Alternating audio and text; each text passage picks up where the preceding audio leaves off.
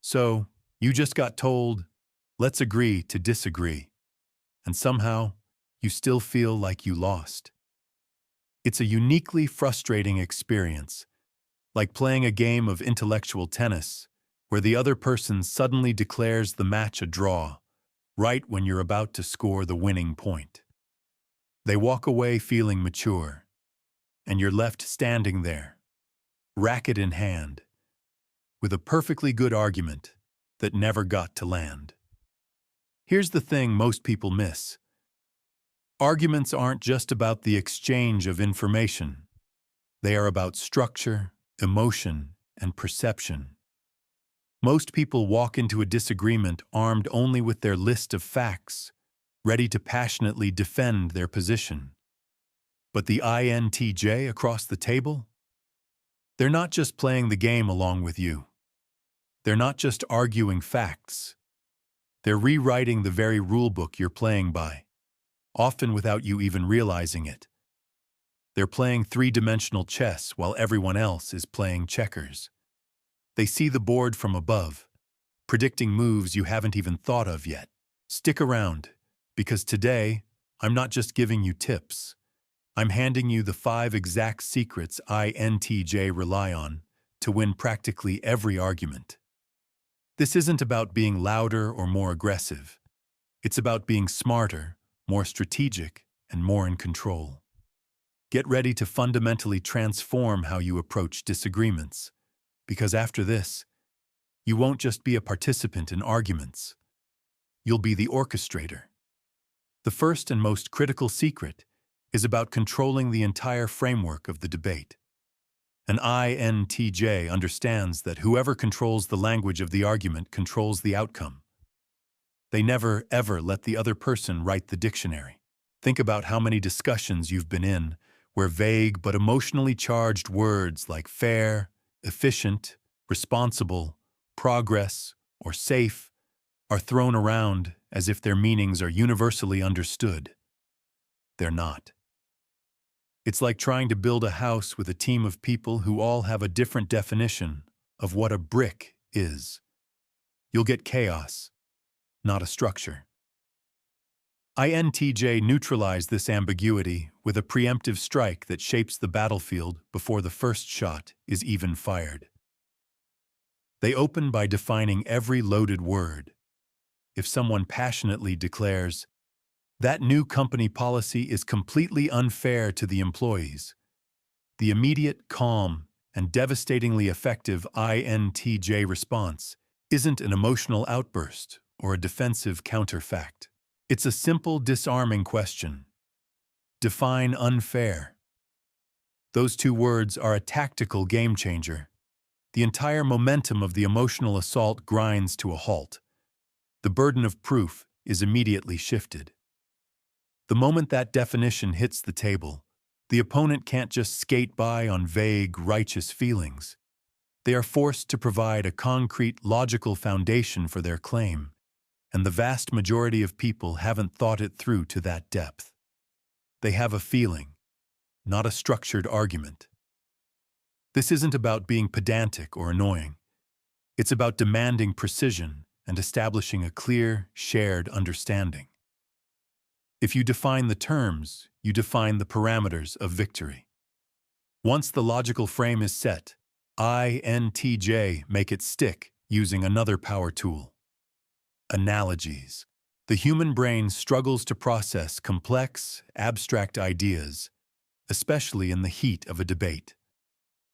Analogies are a psychological shortcut. They yank abstract concepts into concrete, relatable reality.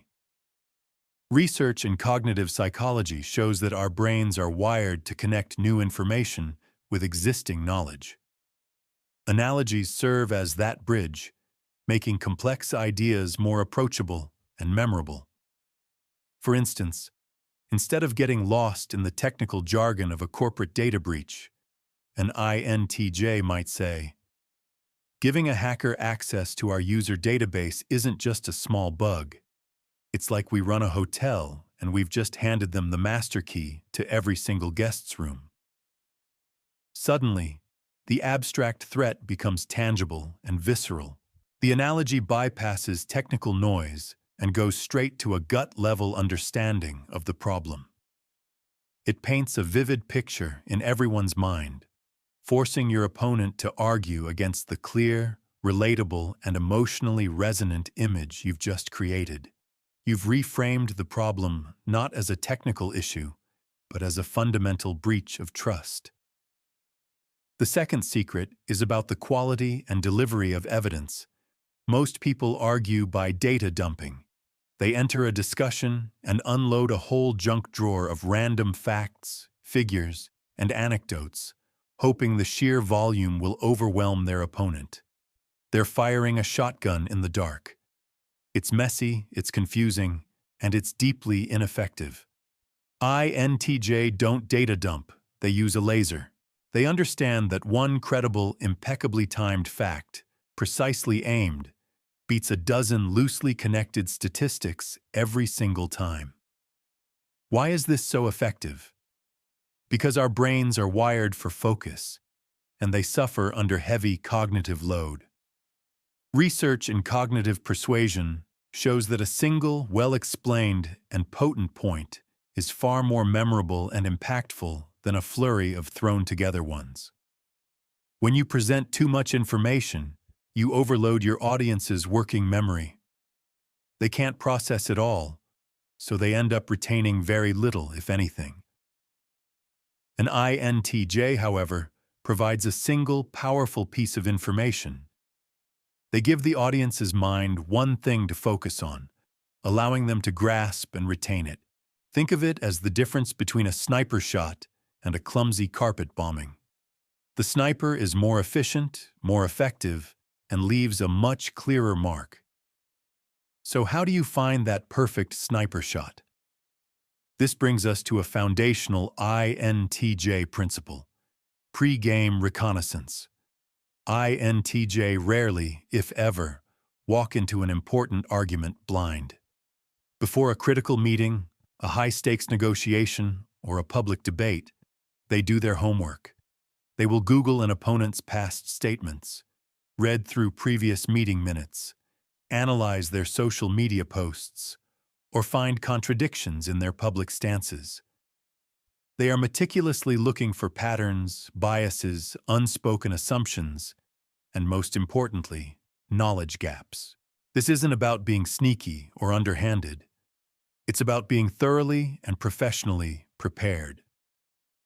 If you spend just 10 minutes charting what your rival argued last month on a similar topic, you can predict their likely counters today. And if you can predict their counters, you can have your single devastating fact preloaded and ready to deploy at the moment of maximum impact. Preparation is the cheapest, most effective power move available. It allows you to enter any debate not as a reactor, but as the one who is ready to lead the discussion from the very start.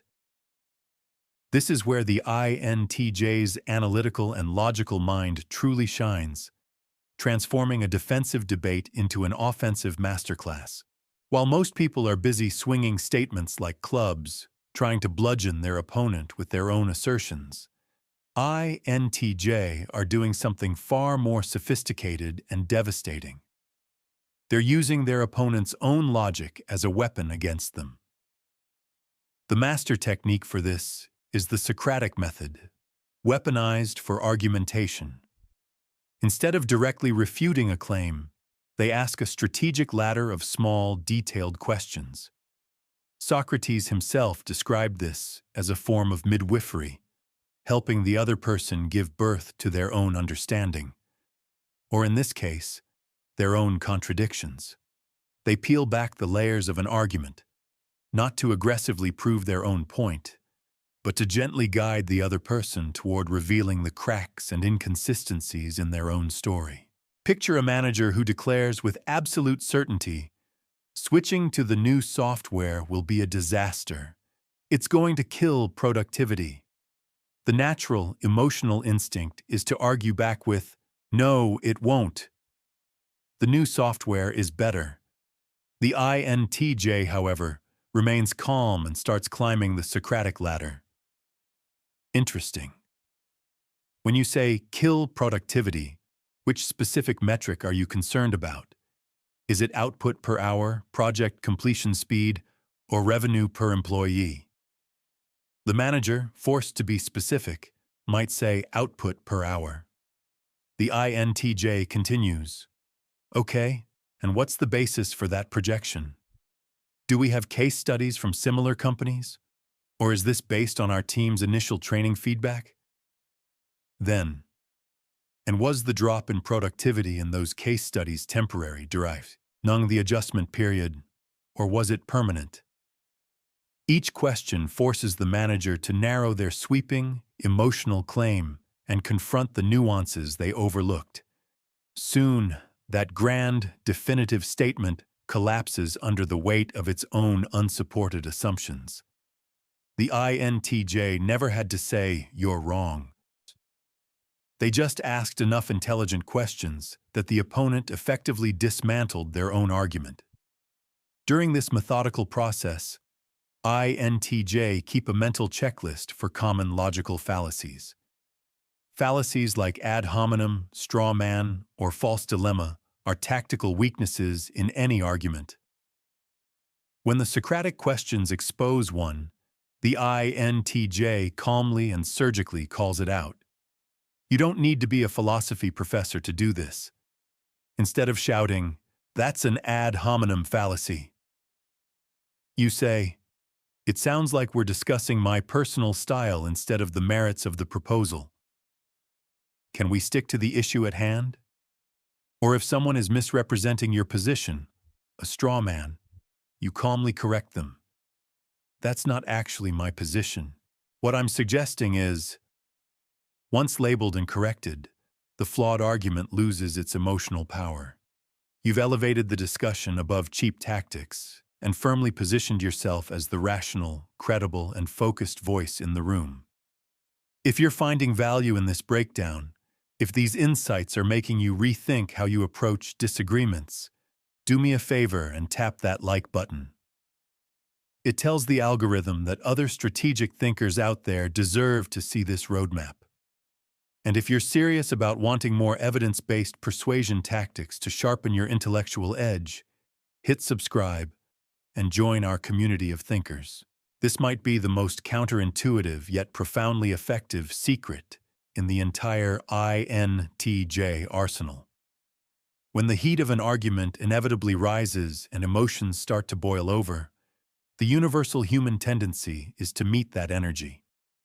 Voices get louder, speech gets faster, and tempers get shorter. The INTJ does the exact opposite. They become an island of calm in a raging sea of chaos. They get quieter. They get slower. They stay frosty. Why is this so powerful? Because in any disagreement, the person who remains emotionally neutral is perceived as the most reliable source in the room. Negotiation science and communication studies consistently demonstrate that calm speakers are rated as significantly more credible and persuasive than animated, emotional ones. When voices rise, INTJs deliberately lower theirs. When personal insults or accusations start to fly, they respond not with counter-insults, but with cold, hard data or a clarifying logical question. This contrast is jarring and incredibly powerful. It psychologically frames them as the adult in the room, the one who isn't being swayed by the irrationality of passion. Audiences, whether it's one person or 100, will instinctively trust the calm voice because that person appears to be thinking clearly and rationally, while the emotional person appears to be reactive and compromised. INTJ punctuate this unnerving composure with a truly devastating tactic: the strategic pause. After dropping a critical fact or asking a particularly pointed question, they will often pause for 3, 4, or even 5 full seconds. Most people absolutely fear dead air. It makes them feel awkward, and they rush to fill the silence with noise. But INTJ understand that the silence isn't empty. It's an active tool that is working for them. That silence creates a vacuum that forces everyone in the room to process and internalize what was just said. It amplifies the weight of your statement. It creates a mental space where your point can fully take root, often leading the other person to feel pressured to speak, and in doing so, concede ground or reveal a weakness without you having to say a not her word. Your calm isn't just a state of being, it's a tactical weapon of influence. Finally, INTJ understand a profound truth about influence. Some arguments aren't won in a single dramatic skirmish, but over a sustained, strategic campaign. This requires patience and the ability to play the long game. A key maneuver in this long-term strategy is the strategic concession. This isn't a sign of weakness. It's a masterstroke of credibility building. By conceding a minor, trivial, or secondary point, you signal intellectual honesty. It tells everyone involved that you're not a dogmatic ideologue who is blindly defending a position at all costs. It shows you're reasonable, you're listening, and you're open to logic. This intellectual honesty buys you what can be called credibility capital, which you can then spend later on the core of your argument, where it truly matters. For instance, in a tense project meeting, you might say, "You know what? You're absolutely right. That minor deadline for the internal report could probably slip by a week to give us more time. That's a fair point. You've conceded a small, insignificant point and instantly appeared fair and reasonable. Then, you pivot. But more critically, the overall budget you're forecasting is based on last year's outdated material costs. That's a much larger and more immediate financial risk that we absolutely need to address right now.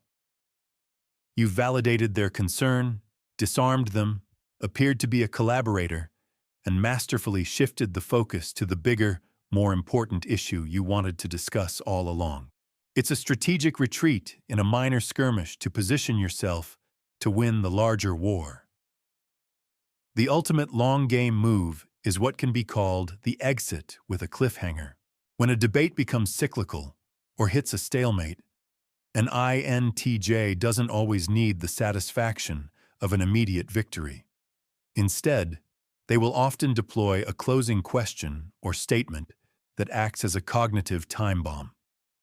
It's designed to corrode the opponent's certainty long after the conversation is over. This leverages a psychological principle known as the Zeigarnik effect, which states that people remember uncompleted or interrupted tasks better than completed ones. An unresolved argument creates mental tension. Imagine a colleague stubbornly defending a risky marketing plan with overly optimistic projections. You've presented counter data, but they're holding firm to their beliefs. Instead of forcing the issue, an INTJ might lean back, pause, and calmly say, "I understand your position. On. Well, let's see if the Q4 sales numbers still support your view when they come out next month." Then they drop it. They disengage. That question lingers in the colleague's mind. It shifts the ultimate burden of proof to future events and frames the inevitable outcome in a way that validates your skepticism. You've ensured that your argument remains active and unresolved in your opponent's mind, setting the stage for a future much more impactful. You were right. Want to argue like this every single day? Want to transform every challenging conversation, every negotiation, every single disagreement into an opportunity to assert your intellectual influence? Then you absolutely need to smash that subscribe button and ring the notification bell. Your future self will thank you when the next water cooler ambush or high-stakes meeting turns into your personal victory lap. So there you have it. Winning arguments isn't about shouting the loudest, being the most aggressive, or having the most emotional conviction. It's a far more sophisticated and subtle art. It's about controlling the frame of the conversation with precise definitions and powerful, memorable analogies. It's about arming yourself with surgical, well-researched evidence instead of just data dumping. It's about methodically dismantling your opponent's logic with disciplined Socratic questions and by identifying the logical fallacies they rely on. It's about weaponizing your own composure, using your calmness and strategic silence to project credibility and control. And finally, it's about having the wisdom to play the long game, using strategic concessions to build trust and deploying cliffhanger questions that ensure your influence endures long after the debate has ended. Use these 5 INTJ secrets, and you won't just join the debate, you'll own it.